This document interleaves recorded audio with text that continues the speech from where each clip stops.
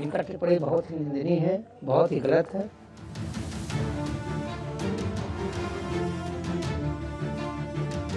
योगी आदित्यनाथ ने ठीक कहा है, गलत नहीं कहा है।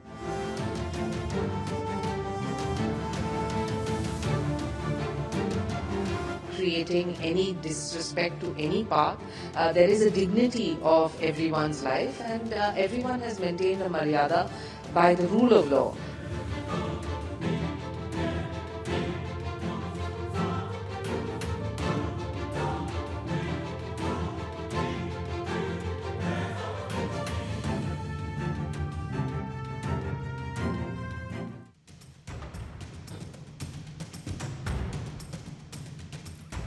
नमस्कार, आप सभी का स्वागत करती हूँ भारत 24 पर। मैं हूँ आपके साथ पूर्णिमा मिश्रा। शाम के 6 बज चुके हैं और वक्त है दहाड़ का।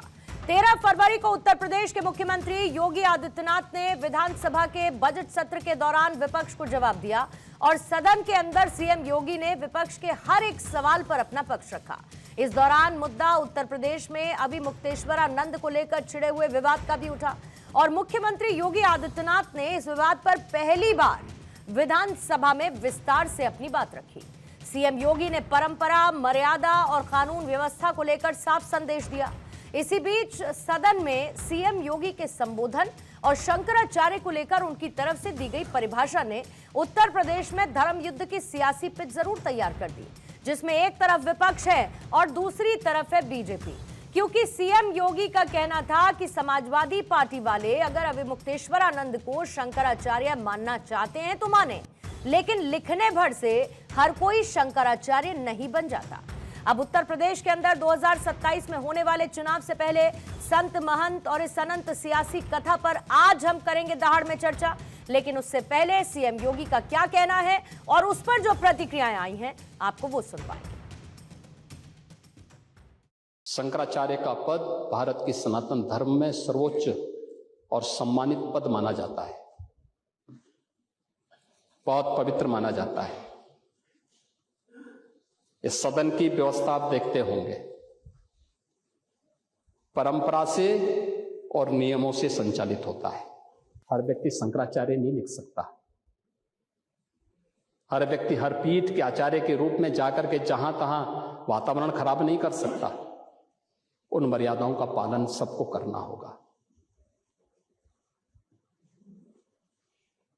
और अगर वो शंकराचार्य थे तो क्यों आप लोगों ने लाठीचार्ज किया था वाराणसी में? क्यों एफआईआर लॉन्च किया था? आप नैतिकता की बात करते हैं। उन्होंने उदाहरण दिया कि देखो, कोई भी व्यक्ति अपने आप को मुख्यमंत्री कह करके घूम सकता है क्या? नहीं घूम सकता। कोई भी व्यक्ति अपने आप को विपक्ष का नेता कह करके घूम सकता है क्या? नहीं घूम सकता। कितनी बढ़िया बात कही। इसी तरह से शंकराचार्य भी, कोई भी अपने आप को शंकराचार्य कह के नहीं घूम सकता, ना लिख सकता। बात तो बिल्कुल ठीक है, लेकिन उन्हीं की बात से ही निकल करके एक प्रश्न आता है। जब वो कह रहे थे कि कोई भी व्यक्ति अपने आप को मुख्यमंत्री कह के घूम सकता है, तो उसी में से प्रश्न निकलता था कि ये बताओ, आदित्यनाथ अपने आप को मुख्यमंत्री लिख सकता है कि नहीं लिख सकता? वो तो लिखेगा ना, दीगर कोई नहीं लिखेगा, लेकिन आदित्यनाथ तो लिखेगा। तो आइए आगे बढ़ने से पहले आज के सवाल आपके सामने रखती हूं, जिसमें पहला सवाल आज यही रहेगा, योगी वर्सेस अखिलेश, धर्म युद्ध पर मचा कलेश। योगी की दहाड़ क्या है शंकराचार्य का प्रमाण? धर्म के नाम पर सियासी जंग का अंत कब? संत का धर्म योगी ने समझाया शंकराचार्य का आचरण। शंकराचार्य योगी कालने में घमासान अभी बाकी। हमारे साथ मौजूद है कांग्रेस के प्रवक्ता मुकेश नायक जी, कपिल श्रीवास्तव जी हैं समाजवादी पार्टी के प्रवक्ता, doctor HS. Rawat Hindu scholar के तौर पर हमारे साथ जुड़े हैं, डॉक्टर सुनील कौशिक वरिष्ठ पत्रकार स्टूडियो में इस वक्त मेरे साथ मौजूद हैं, और संजय राणा जी राजनीतिक विश्लेषक हैं, चर्चा का हिस्सा। आप सभी मेहमानों का बहुत बहुत स्वागत करती हूँ। लेकिन शुरुआत एच.एस. रावत साहब मैं आपके साथ इसीलिए करना चाहती हूँ क्योंकि इसका एक पॉलिटिकल एंगल तो है ही, लेकिन उससे इतर आज जो कुछ भी योगी आदित्यनाथ की तरफ से कहा गया, उस पर संत समाज का रुख क्या है अभी मुक्तेश्वरानंद को लेकर? देखिए पूर्णिमा जी, सबसे बड़ी बात है योगी जी ने जो कहा है वो भी काफी हद तक ठीक कहा है उन्होंने, लेकिन इस विवाद के अंदर सबसे बड़ी प्रॉब्लम यह है कि सनातन धर्म का बहुत बड़ा नुकसान हो रहा है। चाहे योग की बात को रखें, चाहे मुक्तेश्वरानंद जी अपनी बात को रखें, जिस प्रकार के अब आरोप और प्रत्यारोप चल रहे हैं, उससे मुझे लगता है कि जहां हम एकता की बात करते हैं, वहां जब हम बटेंगे तो कटेंगे की बात करते हैं, तो इस पर बहुत बड़ा कहीं ना कहीं आघात हो रहा है, सनातन धर्म पर बहुत बड़ा आघात हो रहा है। मुझे लगता है कि संतों को बैठ करके इसको कहीं ना कहीं ख़त्म करना चाहिए, जिससे सनातन में जो इस समय कालनेमी की स्थिति बनी हुई है, बहुत सारे लोग इसमें मजे ले रहे हैं, वो नहीं होना चाहिए। तो मैं ये चाहता हूँ बड़े बड़े जो संत हैं हमारे कौन मजे ले रहा है इसमें? अब इसमें आप देखें कि आप अपोजिशन का नाम लेंगे तो मजे लेंगे ना। हमारे यहाँ देखिए प्रवक्ता साहब बैठे हैं, बड़े इंटेलिजेंट है, कप्पी जी हंस भी रहे हैं, तो वो तो आनंद लेंगे ना। अब ऐसे लोगों को तो मौका मिल गया, कांग्रेस को भी मौका मिल गया, सपा को भी मौका मिल गया, और वो वही चाहते थे, क्योंकि वो ध्रुवीकरण तो करना चाहते थे हिंदू का, वो ध्रुवीकरण करने में कामयाब हो चुके हैं। हमारे बड़े बड़े जितने भी संत हैं उनको बैठ करके इसको खत्म करना चाहिए, और ये जो आपस की लड़ाई है इसको खत्म करेंगे तो जाके सनातन धर्म के लिए कुछ अच्छा हो सकता है। नहीं तो इसमें दूसरे जो धर्मों के लोग हैं वो और अपोजिशन के लोग हैं वो कहीं ना कहीं शंकराचार्य को मोहरा बना करके हिंदुओं को बांटने की कोशिश करेंगे। तो मैं चाहता हूं जितना जल्दी से जल्दी खत्म हो जाए और संत इसमें आगे बढ़ करके काम करें तो ज्यादा अच्छा रहेगा। पूर्णिमा जी ठीक है। कपीश श्रीवास्तव जी, हंसी आपको आई और बड़ा नेचुरल था, तो अब मैं आप ही से पूछ लेती हूँ कि जब ये कहा जाता है कि भाई संतों के नाम पर आप राजनीति कर रहे हैं, और वो कहते हैं कि अवसरवादिता, मतलब एक अपॉर्चुनिज्म आप देख रहे हैं अपनी पार्टी के लिए इस मौके पर, कि शायद इसी बहाने ही सही संत समाज का एक पर्टिकुलर सेक्शन अपने साथ लाया जाए तो सीधे तौर पर चुनावी फायदा आपको पहुंचा सकता है, संभवतः इसकी कोशिश हो रही है। तो क्या संतों के नाम पर राजनीति कर रही है समाजवादी पार्टी या नहीं? और अब यह मजबूरी बन गई है कि सॉफ्ट हिंदुत्व की तरफ आपको भी जाना पड़ेगा, तभी कुछ फायदा होगा? पूर्णिमा जी, सबसे पहले तो हम ये कह दें कि हमारे जो धर्मगुरु हैं वो पता नहीं क्यों ऐसा रखते कि वो धर्मगुरु सिर्फ एक तरफ के हैं। अरे हम लोग भी सनातनी और पुरातनी हैं, कोई दूसरे थोड़ी ना है। और अखिलेश जी भी जो मंदिर बना दे रहे हैं वो भी तो हिंदू ही हैं। और आप देखिए कितना बढ़िया मंदिर भगवान शिव का बन रहा है। तो केदारेश्वर रात को आप देख लें, या चंद्रदेव मंदिर आप वृंदावन के अंदर देख लें, एशिया का सबसे ऊंचा मंदिर। तो पता नहीं कैसे ऐसे लोग कहते हैं, हमें नहीं समझ में आता। अनड्यू इन्फ्लुएंस किसी को भी नहीं होना चाहिए। और हमारी बात जहां तक रही कि जहां तक समाजवादी पार्टी या विपक्ष की बात है, तो हम लोग राजनीतिक दल है, राजनीति नहीं करेंगे तो और क्या करेंगे। लेकिन हम राजनीतिक सकारात्मक करते हैं, नकारात्मक नहीं करते। एक तरफ आप कहते हैं कि बटोगे तो कटोगे, दूसरी तरफ हमारे प्रधानमंत्री जी कहते हैं कि सेफ रहोगे, एक रहोगे तो सेफ रहोगे, और खुद ही माचिस का पलीता लगा रहे हैं। और उसके बाद हमको धर्मगुरु बता रहे हैं कि देखिए अभी हम विपक्षी दलों को कहेंगे, देखिए कपिल जी हंस रहे हैं। अरे भाई हम क्या करें बताओ, कैसे रोएं? ये जो हंसी आपको दिखाई दे रही है, अंदर से मन रो रहा है और फपक फपक के रो रहा है, क्योंकि हम लोग कभी धर्म की राजनीति से रोटी नहीं सेके। हम लोगों का सेकुलरवाद रहा है दृष्टिकोण, और सेकुलर तरीके से हम मुल्क को चलाना चाहते हैं, धर्म को राजनीति से अलग रखना चाहते हैं, राजनीति का अपना धर्म रखना चाहते हैं। लेकिन हकीकत ये नहीं है। भाई कहा गया है, ये लोग तो इतने बड़े बड़े धर्माचार्य हैं, और हमारे योगी जी जो है वो संत महात्मा हैं, महात्मा के साथ साथ प्रबुद्ध जन भी है। क्या वो इस चीज को नहीं जानते हैं कि घर फूटे तो गंवार लूटे? क्या हमें दुख नहीं होगा कि जब सनातन परंपरा के संतों को लेकर के तमाम लोग उंगलियां उठाएंगे? क्या श्रीवास्तव को, कपिल श्रीवास्तव समाजवादी पार्टी में तो क्या हिंदू नहीं है, सनातनी नहीं है, चित्रगुप्त वंशी नहीं है? बता दे, कह दे नहीं है, मान ले। तो सबसे बड़ी बात यह है कि ये बड़ी व्यथा का विषय है कि एक योगी जी के द्वारा ही शंकराचार्य पर हमला किया जा रहा है।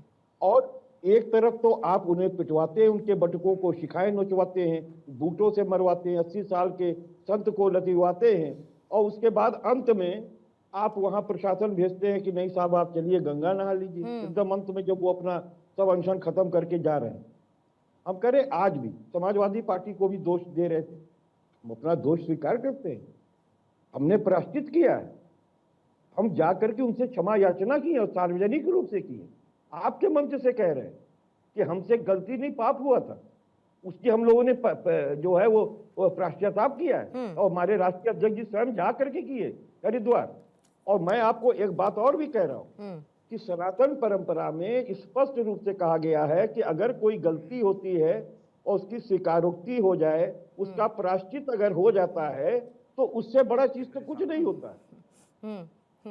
नहीं तो नहीं, माफी मांगनी है तो कौशिक साहब संतों पर लाठीचार्ज की माफी मांग ली क्या? नहीं सुन तो ले, नहीं एक मिनट सुनिए कपीश जी सुनिए। नहीं अभी आपने क्योंकि अभी आपने कपीश जी अपने आप को सुनिए ना सर, अभी आपने अपने आप को बड़े ही बोल्ड लेटर्स में सेक्युलर बताया ना। आपने जब अपने आप को बड़े बोल्ड लेटर्स में सेक्युलर बताया तो पिछली ऐसी कई घटनाएं सामने आ गई। अरे कपीश जी सुनना भी चाहिए, ये भी सनातन धर्म कहता है। आप और हम दोनों सनातन धर्म को जानते हैं। सनातन धर्म ये भी कहता है कि सामने वाले की सुनना भी चाहिए। वही मैं आपको कह रही हूँ कि जब आप ये अपने आप को बोल्ड लेटर्स में सेक्युलर बताते हैं तो फिर ऐसे बहुत सारे इतिहास के पन्ने खुलते हैं जो ये बताते हैं कि समाजवादी पार्टी ने ध्रुवीकरण किया कि नहीं किया। समाजवादी पार्टी ने ध्रुवीकरण करते हुए अपनी पार्टी को फायदा पहुंचाने की, चुनावों में फायदा की कोशिश की कि नहीं की? कौशिक साहब बताएंगे, सुन लीजिए। कौशिक साहब बताएंगे, सुनिएगा। फिर मुकेश जी आपके पास, संजय जी आती हूँ। सुनिए सर, सुनिए। अच्छा कह लीजिए आप, 10 सेकंड चलिए, कह लीजिए सर। आप बड़े हैं लेकिन मैं बड़ी बन जाती हूँ, बोलिए 10 सेकंड। नहीं हाँ बोलिए। हमसे बड़ी है। नहीं सर नहीं, बहुत छोटी हूँ मैं, बताइए। जगह पे आप बड़ी है, हमारा समाज मानता है आपको बड़ा। मैं एक चीज ये कह रहा हूँ कि देखिए पूर्णिमा जी, इसमें कहीं कोई हर्जा नहीं कि अगर हमसे गलती हुई थी, हमारे समय में लाठी चली थी, हमने प्रायश्चित भी किया और हमने सरकारें भी अपनी खोई और हमने सीखा भी। क्या योगी जी भी अपना सरकार खोना चाहते हैं? नरेंद्र मोदी जी भी अपना सरकार खोलना चाहते हैं? क्या अपने ही बातों से कपीश जी इसी में से एक सवाल ले लीजिए। कपीश जी बहुत अच्छी बात आपने कही। ठीक है, 10 सेकंड हो गए, आप सुनिएगा। कपीश जी ने बहुत अच्छी बात कही। पश्चाताप कितने वर्ष बाद हुआ कपीश जी? पश्चाताप वर्ष नहीं होता हमारा। नहीं, कितने साल बाद हुआ पश्चाताप? सुनिए ना, सत्ता से जाने के बाद, आपको दिया सत्ता से जाने के बाद पश्चाताप हुआ ना, सत्ता से पहले नहीं हुआ, सत्ता में रहते हुए नहीं हुआ। योगी जी भी जब सत्ता से चले जाएंगे तब माफी। मैं बिल्कुल उनकी भी बात करूंगा, मैं उनकी भी बात करूंगा कपीश जी। पर आपको भी सुन लीजिए ना कपीश जी, आपको भी पश्चाताप जब हुआ जब आप सत्ता से बेदखल हो गए, और जब आप विपक्ष में पहुंच गए तब आपने पश्चाताप किया, माफी मांगी, स्वागत योग्य है। चलिए माफी तो मांगी आपने, लेकिन सत्ता में रहते हुए, मुख्यमंत्री के पद पर रहते हुए अखिलेश जी ने माफी नहीं मांगी। जो आजकल, अरे सुनेंगे नहीं आप, जो आजकल योगी जी नहीं कर रहे हैं। सरकार, अरे सुन लीजिए कपी जी, सुन लीजिए प्लीज। जब विपक्ष में आ जाएंगे तो माफी। हाँ बिल्कुल, मैं वही कह रहा हूं। आजकल योगी जी नहीं कर रहे। और दूसरी सबसे महत्वपूर्ण बात, दूसरी पूर्णिमा, शंकराचार्य नहीं है अवधेश्वरानंद जी, तो कौन है शंकराचार्य चौथे? बताएं मुख्यमंत्री। मैं तो मुख्यमंत्री सवाल कर रहा हूं। यदि वो नहीं मान रहे इनको, ठीक है हमने बात मान ली, बताए। ये देश जानना चाहता है कि चौथे शंकराचार्य कौन है, उनका नाम तो सामने आना चाहिए। क्या वो कुर्सी खाली पड़ी हुई है? दूसरी सबसे महत्वपूर्ण बात, गलती हो भी गई तो गलती की इतनी बड़ी सजा। क्या वो अपराधी थे, आतंकवादी थे? यदि वो थोड़ी देर के लिए अड़ भी गए वहां जाने के लिए, तो उसके रास्ते तमाम हो सकते हैं। इधर आप फूल बरसाएंगे कावड़ियों पर, पूरा डंका बजाएंगे सनातन का, और यदि आपके एक तरफा आप कैसे कह सकते हैं कि शंकराचार्य जी के लोगों ने गलती की, आपके ब्यूरोक्रेट्स गलती नहीं कर सकते? जांच कहां से हो गई अभी कंप्लीट? कि जो विधानसभा में मुख्यमंत्री जी ने कहा कि अराजकता नहीं है, कानून के दायरे में रहकर सब काम करेंगे, आपके अधिकारियों ने कानून के दायरे में रहकर काम किया, इसको कौन बताएगा? और दूसरी बात, आप छोड़िए, कम से कम वस्त्रों का सम्मान करते, आप उनके संत होने का ही सम्मान कर लेते। आप शंकराचार्य छोड़िए। जिस तरीके का दुर्व्यवहार वहां ब्राह्मणों के साथ हुआ, चोटियां खींची गई, मारा पीटा गया, ये कौन सा कानून कहता है? कौन सा कानून मुझे बता दीजिए मुख्यमंत्री जी, कौन से कानून में लिखा हुआ है कि खींच कर जबरदस्ती ले जाएंगे, मारपीट होगी, बिना किसी के कारण के आप मारपीट करेंगे सीधा जाकर के? ऐसा कौन सा उन्होंने अपराध कर दिया? और दूसरी बात, पहली बात मैं इसको मानने का, सपा भी इसके लिए साफ सुथरी नहीं है, कांग्रेस भी इसके लिए साफ सुथरी नहीं है। जब गौ माता के प्रकरण को लेकर के तमाम संतों ने जब दिल्ली धरना दिया तो क्या संतों के साथ इंदिरा गांधी की सरकार ने किया? ये पूरा देश जानता है। तो संत तो ऐसे हो गए हैं, आप किसी की भी सरकार है कुछ भी करिए आप, चाहे वो भाजपा की सरकार है, चाहे समाजवादी पार्टी की सरकार हो, चाहे कांग्रेस की सरकार हो, संतों को मारिए पीटिए और फिर माफी मांगिए बाद में। तो ये सब मुझे लगता नहीं चलने वाला है। निश्चित तौर से मैं दावे के साथ कह सकता हूं। नहीं तो अगर सरकार कानून व्यवस्था के नाम पर, परंपरा के नाम पर स्पष्ट संदेश दे तो वो लोगों को असहज करेगा, संतों को भी करेगा, विमुक्तेश्वरानंद को भी करेगा, विपक्ष को भी करेगा। नहीं, बिल्कुल नहीं करेगा। असहज कर ही रहा है ना, तभी तो आप कह रहे हैं। ऐसी कोई वहां गलती नहीं हुई हाँ। जिसके लिए उनके साथ ऐसा दुर्व्यवहार किया जा सकता था। समाजवादी पार्टी की सरकार में तो आमने सामने थी फोर्स, ठीक है कि नहीं? जो कुछ हुआ पूरे देश ने देखा। यहां ऐसी परिस्थितियां नहीं थी। और दूसरी बात, एक संत के बैठे रहने के बावजूद भी संत के साथ ऐसा दुर्व्यवहार कैसे हो सकता है? कम से कम वो तो ये मर्म समझ सकते हैं योगी जी। और उसके बावजूद भी पूर्णिमा जी देखिए, आप आज तक भी मुख्यमंत्री कार्यालय से ना मुख्यमंत्री जी की तरफ से कोई दो शब्द ऐसे नहीं कहे गए जहां ऐसा लगे कि थोड़ी बहुत गलती ब्यूरोक्रेट्स ने वहां की है। और इसका खामियाजा मैं दावे के साथ कह रहा हूं। आज तमाम चैनल्स पे हम देख रहे हैं, एक वर्ग ये कह रहा है ठीक है बहुत लड़िए आपस में, हिंदू लड़िए, मजे कर रहे हैं वो लोग।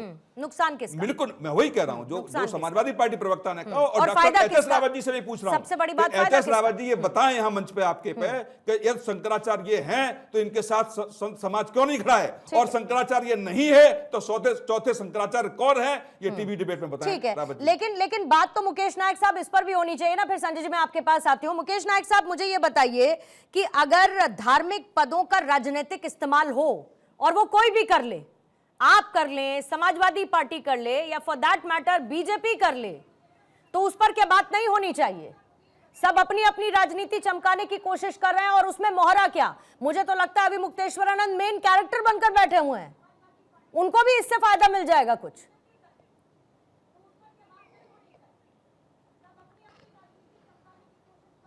धर्म का राजनीति में उपयोग की अभी आपने बात कही। जो मोदी जी और योगी जी मुख्यमंत्री और प्रधानमंत्री बने हैं, ये तो धार्मिक आस्थाओं का दोहन करके बने हैं। ये तो इन्होंने धर्म को राजनीति का औजार बना दिया। कैसे? कुछ उदाहरण दीजिएगा नायक साहब। कि ये तय करेंगे कि उदाहरण पीठ का आचार्य कौन होगा, पीठ का आचार्य कौन होगा। मैं बता रहा हूँ, अरे पूरे देश में सनातन धर्म, संस्कृति और परंपरा का जितना दोहन बीजेपी ने किया है, इनकी 80 में 2 सीटें थीं। ये पूरे सब राज्यों में इनने सरकारें बना ली, सब चुनाव जीत गए।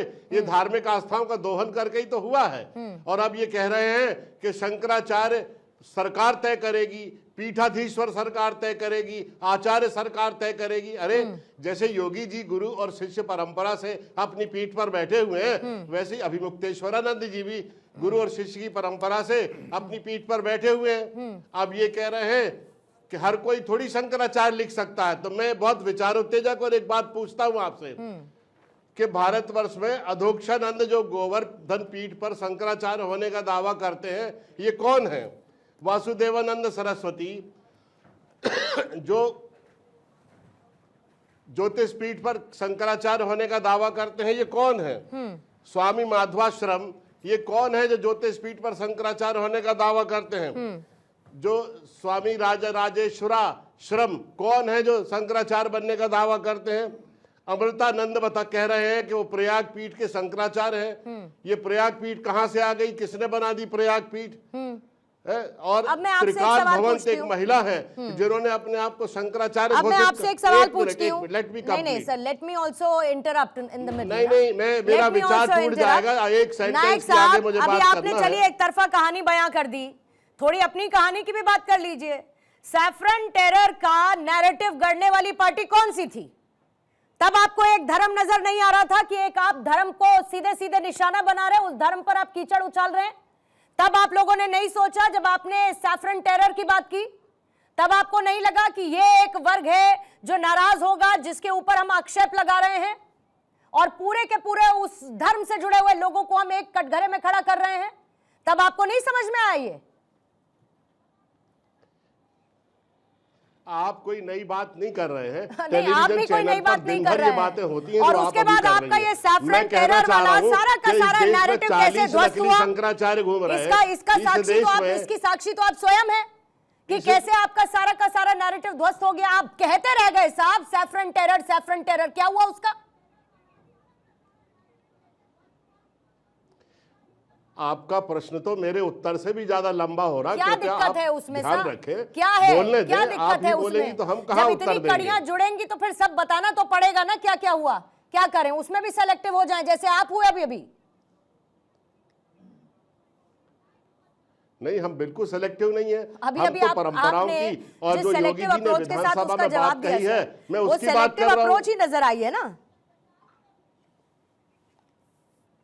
ये बिल्कुल सेलेक्टिव अप्रोच नहीं है। अगर हम कह रहे हैं कि बेच ही वेद धर्म दोहले ही, जो ज्ञान को बेच रहे हैं, धर्म को दोह रहे हैं, सत्ता और शासन का धर्म की आड़ में दुरुपयोग कर रहे हैं, जो मुख में राम बगल में छुरी, राम नाम जपना पराया माल अपना, पूरे देश को दिख रहा है कि किस तरह से सत्ता और शासन में भ्रष्टाचार है, अधर्म है, अनीति है और पक्षपात है, पूरे देश को दिख रहा है। हम वो बात कह रहे हैं तो आप कह रहे हैं कि हम सेलेक्टिव हो रहे हैं। आप एक शंकराचार्य को गंगा में स्नान नहीं करने दिया जाएगा और मुख्यमंत्री तय करेगा कि कौन शंकराचार्य है, कौन पीठाधीश्वर है, कौन आचार्य है। एक सतुआ बाबा पूरी फौज लेकर नहाने जाते हैं हाथी पर बैठकर। ये सतुआ बाबा कौन है? ये नंबर 1 के सरकार के दलाल हैं और 5-5 करोड़ की गाड़ियां लिए घूम रहे हैं। ईडी को इन पर छापा मार के पूछना चाहिए कि 5 करोड़ की गाड़ी यहाँ कहां से गई। सर्टिफिकेट कांग्रेस की तरफ से दिया जाए किसी संत के लिए तब आपको समस्या नहीं है, लेकिन अगर योगी आदित्यनाथ कह देते हैं कि नाम लिख देने से कोई शंकराचार्य या लिख देने से कोई शंकराचार्य नहीं हो जाता, तो उसमें आपको योगी आदित्यनाथ से बड़ी समस्या हो जाती है। देखिए, राहुल गांधी के बारे में नहीं शंकराचार्य ने कहा कि मैं हिंदू नहीं मानता, ये हिंदू नहीं है, तब कांग्रेस के नेताओं ने 40 शंकराचार्य नकली घूम रहे हैं, किन शब्दों से नवाजा इन सरकार ने सिक्योरिटी दे रखी है, क्यों सुरक्षा दे रखी है? मुकेश जी नहीं, तब सूट करने वाली बात है ना। आज ज्यादा सूट कर रहा है। देखिए आपके बड़े नेताओं ने क्या कहा इन शंकराचार्य जी के बारे में। आप ही के एक बड़े नेता ने कहा भाजपा को जो वोट करते हैं वो राक्षस होते हैं। आप ही की सरकार के रहते हुए लाठीचार्ज गोलीकांड हुआ दिल्ली सरकार में, बड़े साधु महात्मा पहुंचे थे देश के। ठीक तो है, ये मत कहिए कि आप भी दूध के धुले हैं। ठीक है, निश्चित तौर से जब देश की सरकार आई है, संतों का दोहन सबने किया। जल्दी से 30 सेकंड में जवाब दीजिएगा। संजय जी आपके पास आती हूं और साथ ही राजेश्वर जी महाराज भी महामंडलेश्वर हैं, दिगंबर अखाड़ा के हमारे साथ जुड़ चुके हैं। हम लोगों ने कभी सांप्रदायिकता को राजनीति से नहीं जोड़ा। हम लोगों ने कभी राष्ट्रवाद को राजनीति से नहीं जोड़ा। हम बिल्कुल समता मूलक समावेशी भारत के निर्माण की बात करते आए हैं और हमेशा संविधान के अंदर रहकर देश के संचालन की बात करते आए हैं। उसमें हमारे मन में कोई भेदभाव नहीं है। मध्य प्रदेश में, दूसरे प्रांतों में गौवध के कानून हम लोगों ने बनाए। इन गोवा में इनकी सरकार है। क्यों हर रेस्टोरेंट में गाय का मांस बेच रहे हैं ये लोग? ठीक है, और हमसे करते हैं गाय के नाम पर राजनीति करते हैं। और अयोध्या में राम मंदिर के निर्माण के बाद आप लोग जा भी नहीं पाए। और इनके रिजू जी मंत्री, इनके मंत्री प्रधानमंत्री के बगल में बैठकर गाय का मांस खाते हैं। उससे आपने अलग बैर ले लिया, जो गया उससे अलग बैर ले लिया और खुद जा नहीं पाए। संजय राणा साहब, सबसे बड़ी बात यह है कि जब परंपरा की स्पष्टता की बात होती है या उससे उपजा एक विवाद सामने आता है तो लाभ की स्थिति पैदा होती हुई नजर आती है। किसको कितना लाभ, एज पर द कन्वीनियंस, कब कहां क्या बोलना है, कैसे करना है।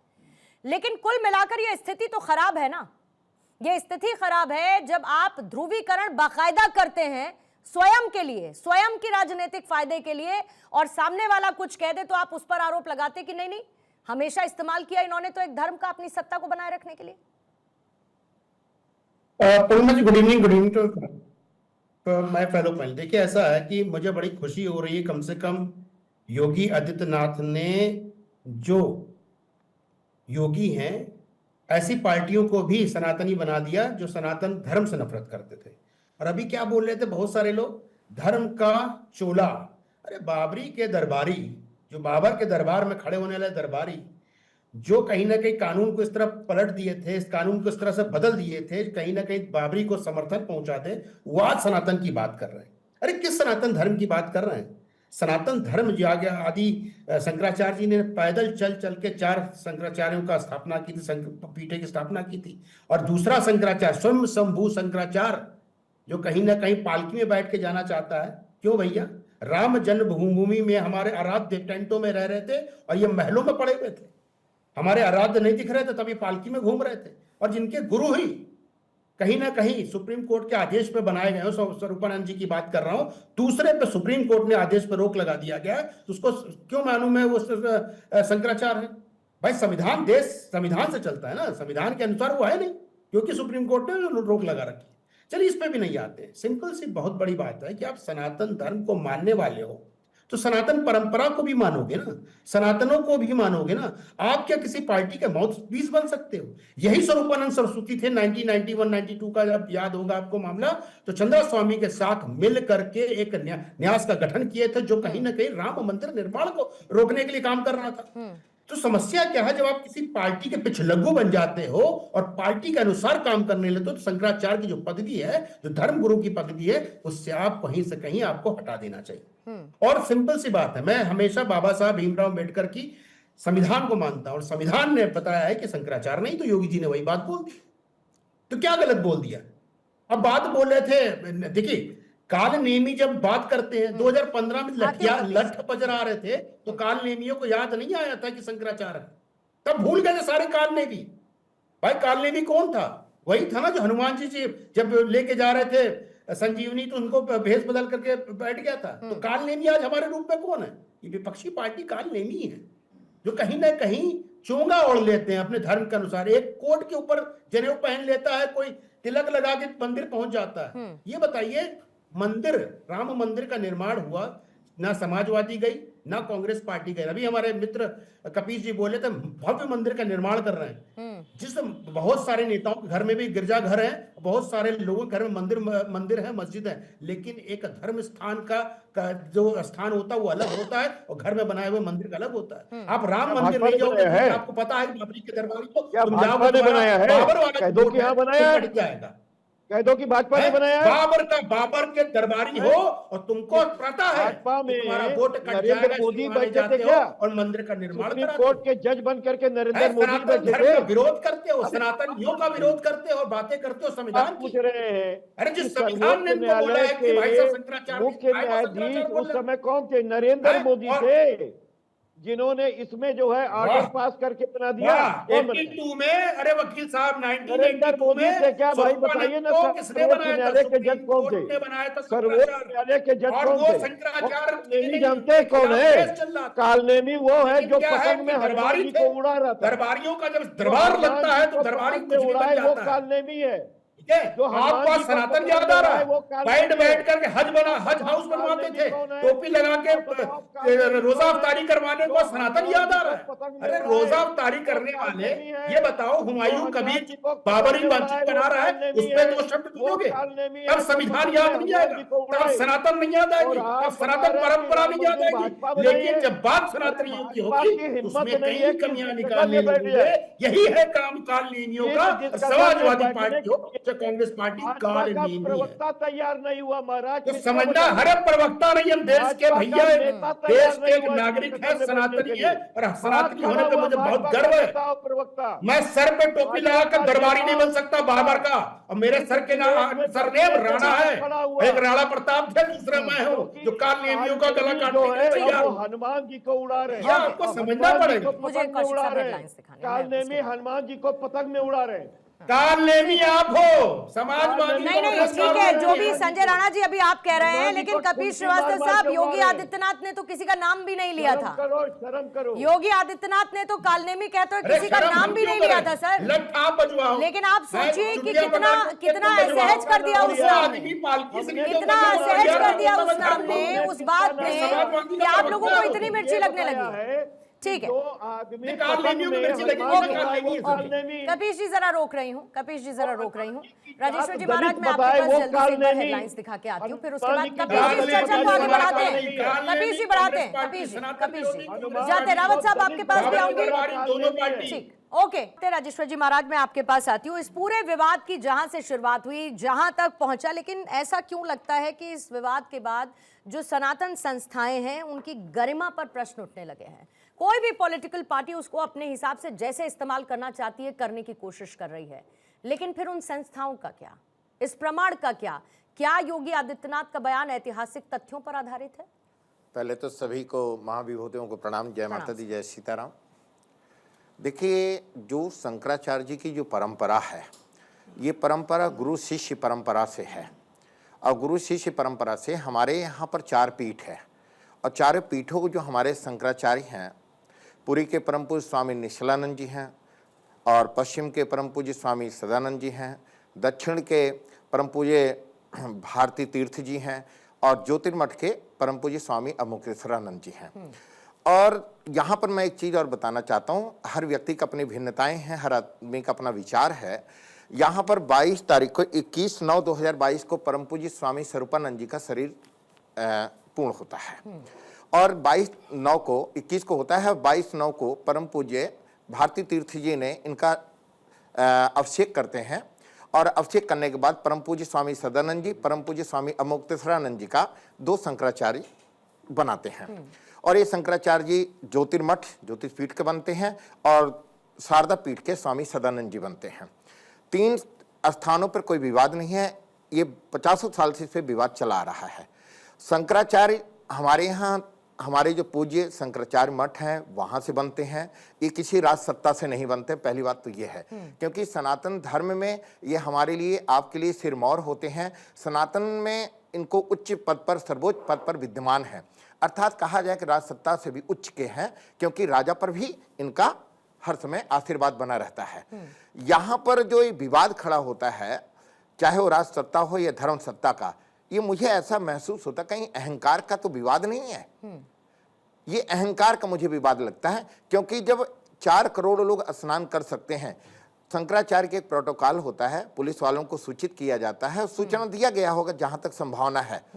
और अगर वहां पर हमारे जो सुरक्षा कर्मी हैं लेके जा रहे हैं, या जो भी नम्रतापूर्ण अगर बात को कर दिया जाता तो शायद इतना बड़ा विवाद नहीं होता।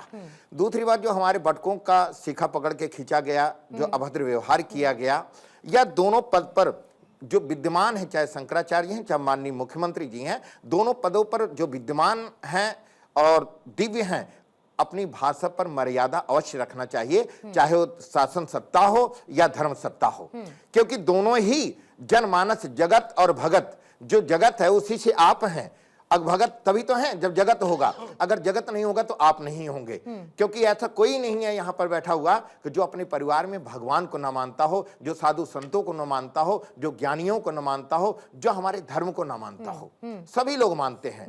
यहाँ पर आप किस भाषा का प्रयोग करते हैं या वो किस भाषा का प्रयोग करते हैं, मैं केवल इतना कहना चाहता हूं। शंकराचार्य हैं या नहीं, ये नहीं, विवाद कोर्ट में कौन लेकर गया? शंकराचार्य कोर्ट में लेकर कौन पहुंचा फिर? परम पूज्य स्वामी वासुदेवानंद जी जब इनका पट्टाभिषेक हो जाता है और तुषार मेहता के यहाँ, और वासुदेवानंद जी लेके जाते हैं, वहां पर कोर्ट मेंशन करता है कि शंकराचार्य स्वामी अवमुक्तेश्वरानंद जो आज बन गए हैं, अब तो बन गए हैं, आगे से कोई भी पट्टाभिषेक अगर होगा तो कोर्ट डिसाइड करेगा कि वो बनेगा या नहीं बनेगा। ये कोर्ट का डिसीजन है, तो शासन सत्ता नहीं कह सकता कि आप शंकराचार्य हैं। अभी मुक्तेश्वरानंद जी का जी स्टेटस क्या है उनका? देखिए, परम पूज्य शंकराचार्य जी, आती हूँ संजय जी, आती हूँ। ये महाराज जी के 2 शिष्य थे, स्वामी सदानंद जी और स्वामी अवमुक्तेश्वरानंद जी।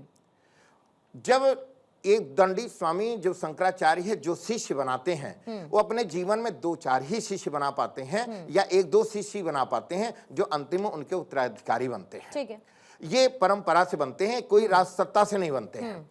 और 2000, मैं आपको बताऊं, 2 अप्रैल 2024 को परम पूज्य हमारे माननीय मुख्यमंत्री जी का गोरक्षा पीठाधीश्वर जी के मठ में परम पूज्य स्वामी शंकराचार्य जी वहां जाते हैं, और गोरक्षा पीठ में उपासना, पूजा पाठ, अर्चना सब कुछ करते हैं। और परम पूज्य आदित्य योगी नाथ जी, उनको शंकराचार्य जी के नाम से संबोधित किया जाता है, पूरा वेबसाइट पे है।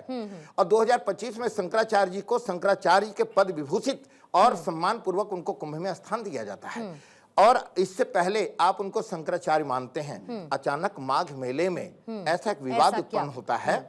वो विवाद कैसे उत्पन्न हुआ, ये अब यहाँ क्या सनातन की बहुत ज्यादा अवहेलना हो रही है, क्योंकि दोनों तरफ राज सत्ता में भी संत हैं और धर्म सत्ता में भी संत हैं। क्योंकि हमारे जनमानस में ही, क्योंकि जो हमारे भाई बंधु बैठे हैं, यही सब एक तरफ एक कहते हैं कि क्या हो रहा है, और एक तरफ कहते हैं कि इसका किस प्रकार से समाधान निकाला जाए। इसका समाधान की बात एच.एस. रावत साहब ने भी कही थी कि इसका समाधान निकलना बहुत ज्यादा जरूरी है। संजय राणा जी,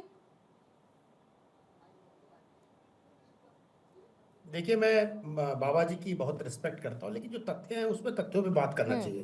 एक मिनट रख रहे हैं स्टेटमेंट संजय जी आपके सुप्रीम लिए, कोर्ट का ये टाइमर जो रख रहे हैं। वर्णन किया नहीं है, नंबर 1 फैक्ट पे बता रहा हूँ। दूसरा, स्वरूपानंद जी महाराज थे, वो भी कोर्ट पे डिस्प्यूटेड सुप्रीम कोर्ट ने बनाया, और डिस्प्यूट इस मठ का 1952 से चल रहा है। तो आपको समझना पड़ेगा जब तक बनते गए डिस्प्यूटेड हो गए। चलिए डिस्प्यूट को माइनस कर देते क्योंकि कानूनी टाइमर रखेंगे 1 तथ्य मिनट।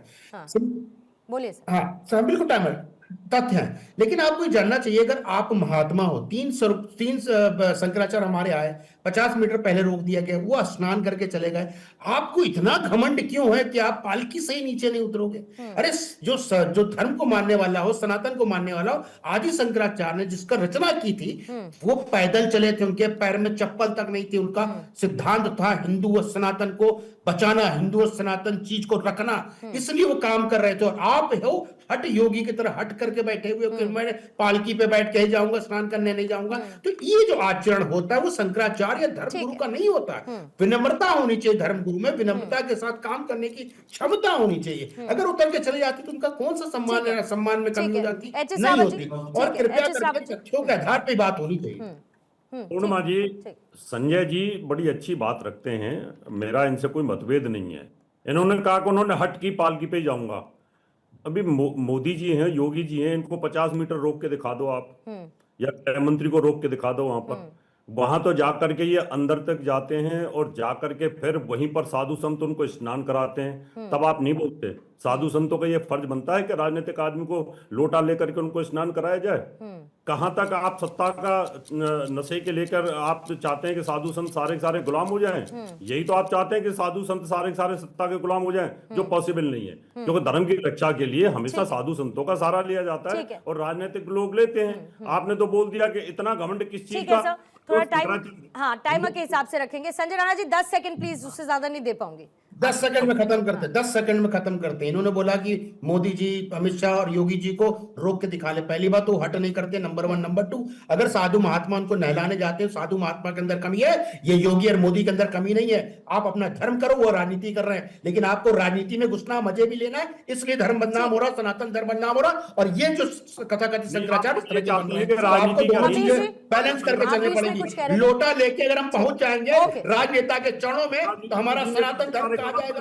हम राजनीति का डील काम करें, चाहिए किसी भी राजनीतिक पार्टी का चाटुकार बनने की जरूरत नहीं है। आपको चरण पर कपीश जी बोलेगा, खत्म करने के लिए तो बनाए आप लोगों ने। देखिए बहुत स्पष्ट सी बात है कि संजय राणा जी एक तरफा बात कर रहे हैं। योगी जी को खुद ये सोचना चाहिए कि वो एक मठ के मठाधीश हैं, जिस मठ में उन्होंने बतौर शंकराचार्य उनका अभिवादन किया है, और ये बाकायदा वेबसाइट पर है उपलब्ध। अचानक ऐसा क्या हो गया? और दूसरी बात, अगर हम ये बात पूछ रहे हैं कि सतुआ बाबा जो है वो बुलडोजर लेके, हाथी लेकर के जा सकते हैं, 5 करोड़ की गाड़ी लेकर के जा सकते हैं, तो शंकराचार्य जी क्यों नहीं जा सकते हैं? तो इनको सबसे पहले तो यही बात सोच लेना चाहिए। और तीसरी बात, ये गलत तथ्य पढ़ रहे हैं। ठीक है, देखिए जो उनके गुरु जी थे, तो सुप्रीम कोर्ट के अगर आदेश पे बने थे तो सुप्रीम कोर्ट में सही पाया, तो फिर विवादास्पद नहीं रह गए, क्योंकि उन्होंने जब उस निर्णय आ गया तो विवाद कहां से? और फिर उनकी वसीयत, उसके बाद पट्टाभिषेक। अब उनके शंकराचार्य होने पर रोक नहीं है, दूसरे के शंकराचार्य बनाने पर रोक है, जब तक आपका क्लोजिंग कमेंट। देखिए, महामंडलेश्वर जी ने बिल्कुल स्पष्ट कर दी हर बात। मुझे ऐसा लगता है कि कोई भी अब बात कहने की नहीं रही। पेशवाई की परंपरा अंग्रेजों के जमाने में भी चलती थी, मुगलों के जमाने में भी चलती थी, और ये परंपरा पेशवाओं द्वारा जारी की गई है पालकी की। आज जो राष्ट्रीय संग्रहालय है भारत का, उसमें पेशवाई के 14 तैल चित्र लगे हुए हैं, वो जाकर लोग देख ले। ये पेशवा लोगों ने ये परंपरा शुरू की थी कि शंकराचार्य जी को पूरे सम्मान के साथ, पूरी गरिमा के साथ, धर्म सम्राट होने के नाते उनको स्नान के लिए ले जाया जाए। लेकिन ये जो योगी जी है ना, योगी जी ये चाहते हैं कि धर्म सत्ता, राज सत्ता के आगे नाचे, नृत्य करे, और इनकी धर्म राज सत्ता के आगे जो साधु संत नृत्य करते हैं वो इनको आचार कोशिश की जा रही है। 27 का चुनाव भी तो है ना। नहीं, देखो मैं फिर कह रहा हूं कि ये प्रकरण इतना बड़ा नहीं था, लेकिन शंकराचार्य जी की जो अमर्यादित भाषा मुख्यमंत्री जी के प्रति रही, निश्चित तौर से वो भी स्वीकार योग्य नहीं है। वो भी देश के प्रदेश के मुखिया हैं, राजा हैं, राजा ही माना जाएगा जो लोकतंत्र में जो और अभी फिर आई मुख्यमंत्री उनकी कुर्सी प्रतिक्रिया बैठता है। इसके बाद, हाँ। और उनका स्वागत ऐसा नहीं कि पहले न किया हो मुख्यमंत्री जी ने, लेकिन उसके बाद मुझे लगता है यदि ऐसा कुछ हुआ तो शंकराचार्य जी की तरफ से आना चाहिए था कि इसकी निष्पक्ष जांच होनी चाहिए, अधिकारियों के खिलाफ कड़ी कार्रवाई होनी चाहिए और संत समाज ये मांग रखता। लेकिन जो अमर्यादित भाषा उनकी लगातार बनी रही, सुप्रीम कोर्ट, राष्ट्रपति, प्रधानमंत्री, मुख्यमंत्री, ये मुझे लगता है कि थोड़ी सी लाइन क्रॉस की है शंकराचार्य जी ने। लेकिन फिर भी मैं मान के चलता हूँ इतना बड़ा विवाद नहीं था। और जो राजेश्वर जी महाराज ने कहा, मैं 100% सहमत हूं कि अब लड़ाई सिर्फ ईगो की है और ईगो के अलावा कुछ भी नहीं मुझे ठीक है राजेश्वर जी महाराज, लेकिन फिर अगर परंपरा और राजनीति का टकराव होने लगे तो नुकसान फिर बहुत बड़ा है। सनातन का नुकसान होगा और हमारे संत समाज का नुकसान होगा और हमारे यहाँ पर हमारे जनमानस जगत और भगत में भी नुकसान होगा। मैं आपके माध्यम से कहना चाहता हूँ सभी के साथ कि इस संवाद को, इस समय बहुत ज्यादा अनेकों प्रकार की स्थितियां खराब हो रही हैं, इसको संवाद के द्वारा इसका निष्कर्ष निकले। और मैं चाहता हूं कि शंकराचार्य भी हृदय के बड़े प्रेमी हैं और मांग करते हैं कि गौ माता को राजमाता घोषित कर दीजिए। ये हमारी पूजनीय है, 33 कोटि देवी देवताओं की हैं, आपकी हमारी सबकी हैं। अगर महाराष्ट्र कर सकता है, छत्तीसगढ़ कर सकता है और आप भी कर दीजिए, क्योंकि आप तो बड़े दिव्य हैं, संत हैं, विभूति हैं और सनातन धर्म के सिरमौर हैं। और योगी जी हम सबके राज सत्ता और धर्म सत्ता के अति प्रिय हैं और गौ माता को राजमाता दे दें तो कोई दिक्कत है ही नहीं। और संवाद के द्वारा ही ये सारा कुछ प्रकरण समाप्त हो जाएगा। समाधान की तरफ बढ़ते हुए धर्म की आड़ में सियासत को रोका जाना बहुत जरूरी है, क्योंकि उसको हर कोई अपने हिसाब से मेजर और उसका फायदा उठाने की कोशिश करेगा, तो उस पर एक फुल स्टॉप लगना भी बहुत जरूरी है। बहुत बहुत शुक्रिया आपका राजेश्वर जी महाराज, चर्चा में आप जुड़े। संजय जी आपका भी शुक्रिया, सुनील कौशिक जी, एच.एस. रावत साहब, कपीश जी, मुकेश नायक जी आपका भी धन्यवाद दहाड़ की चर्चा में शामिल होने के लिए। वक्त एक बहुत छोटे से ब्रेक का है, आप बने रहिए भारत 24 के साथ।